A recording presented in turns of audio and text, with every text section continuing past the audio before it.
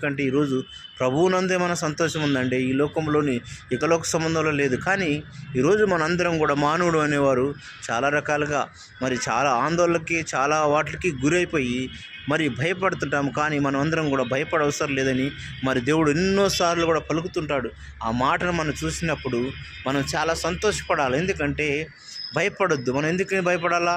ప్రభువునందు మనం అందరం కూడా సంతోషంగా సమాధానంగా మనం ఆనందించబడాలి. ఎందుకంటే ఈరోజు అందరం కూడా చాలా భయాలు మనని వేలుబడి చేస్తున్నాయి. చాలా భయాలు మనని కృంగదీస్తున్నాయి. ఏదో ఒక సమస్య, ఏదో ఒక దుష్టుడు మన మీద వాడి యొక్క ప్రభావాన్ని మన కుటుంబాలపై లేకపోతే మనపై కానీ, దేవుని బిడ్డలారా మన యొక్క పరిస్థితులపై ఆర్థికంగా కానీ ఎన్నో వాడు కలగజేస్తుంటాడు. కానీ వాటిలన్నింటిని జయించడానికి దేవుడు ఎంతగానో కూడా శక్తిని ఇస్తున్నాడు, జ్ఞానం ఇస్తున్నాడు. అన్నింటిని కూడా మర్చిపోయి మనం ఈరోజు అందరం కూడా మరి ఎలాగ తయారైనామంటే దేవుని బిడ్డలారా ప్రభువుకు మనము లోబడట్లేదేమో ఈ రాత్రికాల సమయం